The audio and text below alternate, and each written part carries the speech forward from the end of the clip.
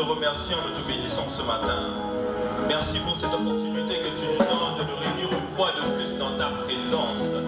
Seigneur, 2014 est passé, voici 2015 qui est là ce matin. Ce matin, c'est le premier dimanche de l'année du mois. Merci pour ce privilège que tu me donnes de partager la parole avec ton peuple. Éternel, désormais, je m'abandonne entre tes mains. Seigneur, parle au travers de ma voix, pense au travers de mes pensées, touche au travers de mes mains, que je diminue et que tu puisses accroître. Seigneur Dieu de gloire, envahis notre ignorance par la vérité de ta parole. Merci Seigneur Jésus-Christ parce que tu vas faire des grandes choses. À la fin de ce que nous savons que ton peuple sera édifié, le diable sera horrifié et ton nom sera glorifié.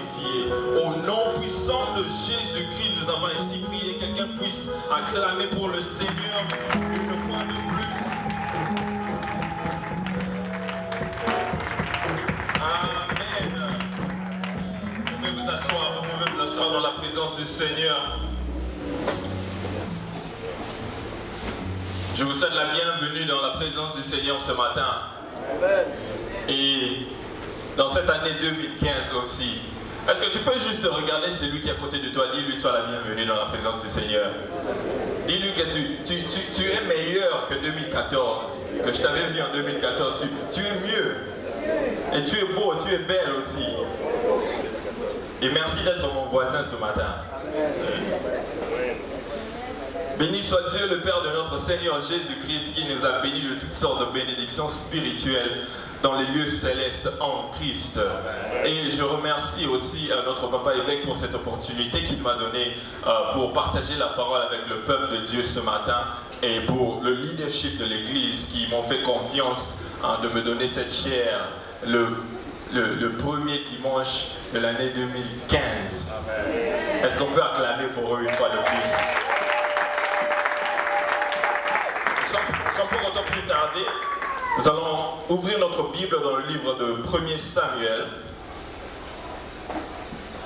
1er Samuel, chapitre 16. 1er Samuel, chapitre 16. 1er Samuel, chapitre 16, versets 1 à 3. Et puis nous avons sauté versets 6 à 12. Est-ce que nous sommes là? Si tu es là, tu peux dire Amen. Amen. Je commence à lire. Je lis de la version, à partir de la version Louis II.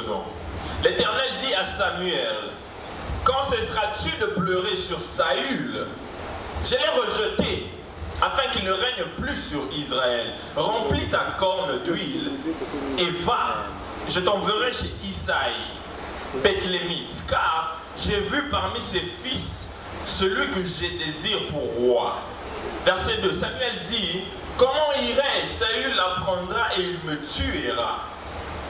Et l'Éternel dit, tu emmèneras avec toi une génisse et tu diras, je viens pour offrir un sacrifice à l'Éternel. Verset 3, tu inviteras Isaïe au sacrifice, je te ferai connaître ce que tu dois faire et tu endras pour moi celui que je te dirai.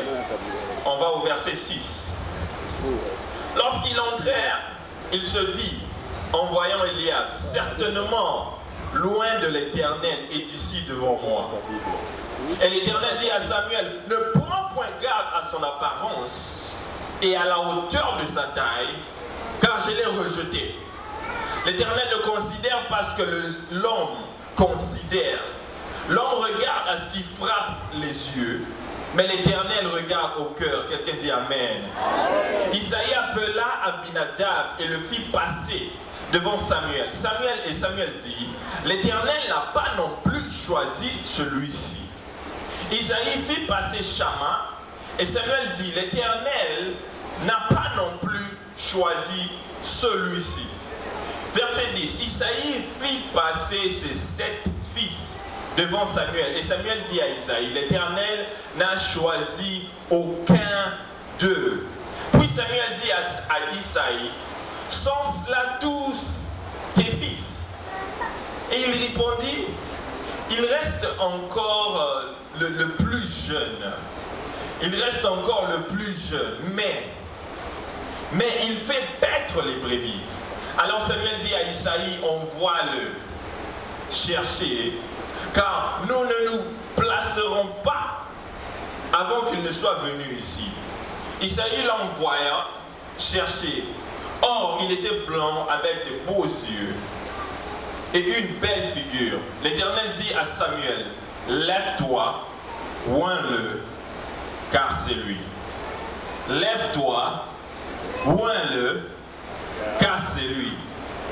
Lève-toi, oins-le, car c'est lui. Et ce matin, je vais parler sur un thème que j'ai intitulé « Beaucoup regardent, mais peu voient ». Beaucoup regardent, mais peu voient. Regarde ton voisin, dis-lui « Beaucoup regardent, mais peu voient ». Et quand tu le demandes, demande-lui, quand tu me regardes, qu'est-ce que tu vois? Alors quand tu me regardes, qu'est-ce que tu es en train de voir? Qu'est-ce que tu es en train de voir? D'ici 5 ans, qu'est-ce que tu vois dans ma vie? D'ici 2 ans, qu'est-ce que tu vois? Et tu peux t'asseoir dans la présence du Seigneur. Au verset 1er de la Bible, nous voyons que le prophète Samuel est en train de pleurer. Le prophète Samuel, il est en train de pleurer. La raison pour laquelle il pleure, c'est parce que Israël a perdu un roi. Le roi d'Israël a été rejeté par l'Éternel. Et pourquoi il a été rejeté? C'est parce que l'Éternel avait donné une mission. L'Éternel lui a dit que tu dois aller chez les Amalécites et tous les exterminer. Mais ce que le roi Saül a fait, il est allé, il a gardé certains biens pour offrir un sacrifice à l'Éternel. Mais l'Éternel dit non, l'obéissance vaut mieux que quoi? Que le sacrifice. Et à cause de sa désobéissance, le Seigneur l'a rejeté. Et maintenant, il n'y avait plus de roi en Israël. Israël avait perdu un roi. Vous pouvez dire que mais oui, Saül était toujours sur le trône. Oui, il avait le titre du roi, mais il n'avait plus la royauté. Il avait le titre du roi, mais il n'avait plus de royauté. Il avait la position d'un roi, mais il n'avait plus l'onction qui vient derrière le roi. Il était comme un échantillon, mais l'influence du roi n'était plus sur lui. Alors donc Israël avait perdu un roi, le trône était vide. Alors donc le prophète Samuel, il a commencé à pleurer, il commence à pleurer, il dit Seigneur, il n'y a plus personne sur le trône. Israël n'a plus de roi. C'est vide. Il pleurait. Non, il a continué à pleurer pendant longtemps, jusqu'à ce qu'il a fallu que Dieu lui-même, le créateur des cieux et de la terre, vienne interpeller Samuel et lui demander, tu vas pleurer pendant combien de temps? Quand est-ce que tu vas cesser de pleurer? Saül, je l'ai rejeté. C'est fini avec l'histoire de Saül. Saül, c'est une histoire passée. Il est fini. Alors combien de temps tu vas continuer à pleurer sur lui? Pendant combien de temps? Je ne sais pas si je suis en train de parler à quelqu'un qui pendant l'année 2014, tu as perdu des trucs. Tu as perdu des personnes pendant l'année 2014. Tu as perdu des biens pendant l'année 2014. Tu as perdu des possessions pendant l'année 2014. Tu as perdu plusieurs histoires pendant l'année 2014. Peut-être que tu as perdu ton bonheur. Peut-être que tu as perdu ta paix. Peut-être que tu as perdu ta joie. Mais je viens te demander ce matin, l'année 2015 a commencé. Tu vas continuer à pleurnicher combien de temps? Tu vas continuer à te lamenter pendant combien de temps? Jusque quand tu vas continuer à pleurer? Jusque quand? Demande ton voisin, jusque quand tu vas continuer à pleurer? Jusque quand tu vas continuer à pleurer? 2014 est fini. Tout ce que tu as perdu en 2014 c'est passé.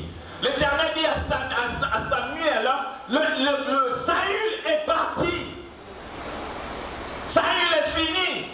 Jusqu'à quand tu vas commencer tu vas continuer à pleurer?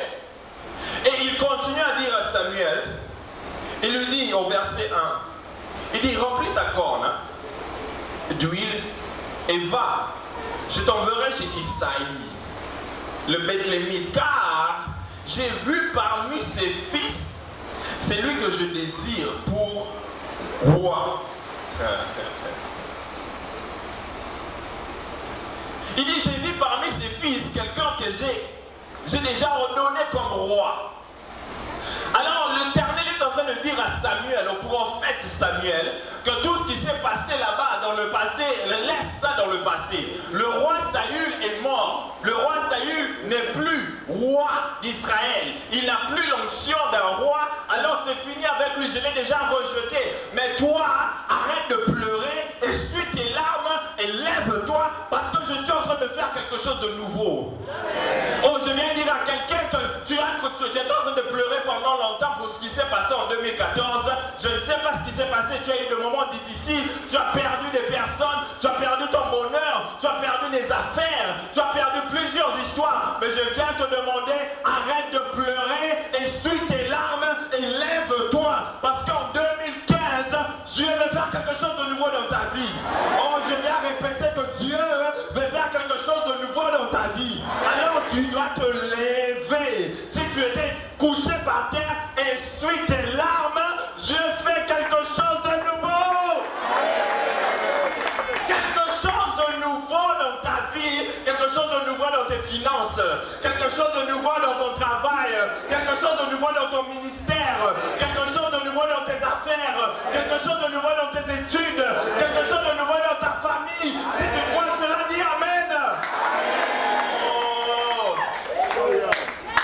Samuel, j'ai fait quelque chose de nouveau. Lève-toi, arrête de pleurer, essuie tes larmes et vas-y avec les, parce que j'ai vu parmi ses fils un roi.